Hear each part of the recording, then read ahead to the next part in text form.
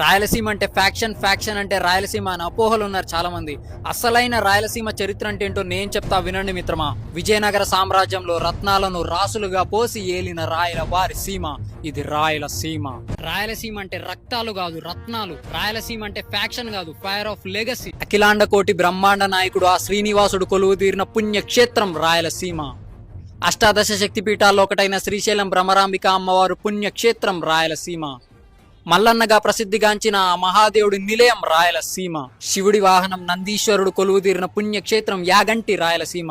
పంచభూత లింగాలలో ఒకటైన శ్రీకాళహస్తి వాయులింగం, స్వయంభుగా వెలిచిన వినాయకుడి కాణిపాకం రాయలసీమ. అతి పురాతనమైన ఒంటిమిట్ట కోదండ రామాలయం, కదిరి లక్ష్మీ నరసింహస్వామి దేవాలయం, రాఘవేంద్ర స్వామి సన్నిధి మంత్రాలయం, మహానంది లేపాక్షి అహోబిలం రాయలసీమ. హరిగోవిందాని ప్రజలకు కాలజ్ఞానాన్ని కానుకగా ఇచ్చిన వీర బ్రహ్మేంద్ర స్వామి రాయలసీమ. 36,000 కీర్తనలు రాసిన అన్నమాచార్యులు గారు రాయలసీమ. అష్టదిగ్గజ కవుల్లో 5 అలసాని పెద్దన, నంది తిమ్మన, దూర్జటి, కందుకూరు రుద్రకవి, అయ్యాలరాజు రామభద్రుడు రాయలసీమ. ఆత్మశుద్ధి లేని ఆచారమది ఎలా, చిత్తశుద్ధి లేని శివపూజలేలరా, విశ్వదాభిరామ వినురవేమ అని చెప్పిన తెలుగు వాళ్లకు కాంతి రేఖగా వెలుగు నింపిన యోగి వేమనారెడ్డి రాయలసీమ. అసలు ఇంతమంది స్వతంత్ర సమరయోధులు ఉన్నారు మిత్రమా.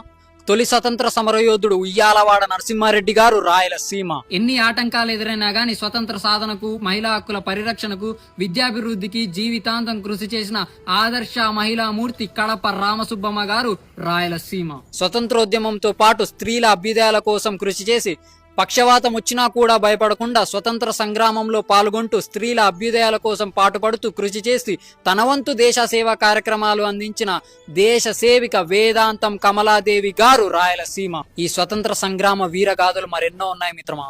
Stay tune, wait for part 2. Last but not least, అతి పురాతనమైన చరిత్ర కలిగి, స్వతంత్ర సంగ్రామ వీరగాథల ఖ్యాతి కలిగి, సత్ సాంప్రదాయ సాహిత్య కీర్తి కలిగి రాయలసీమ రత్నాల సీమ అయింది మిత్రమా. జై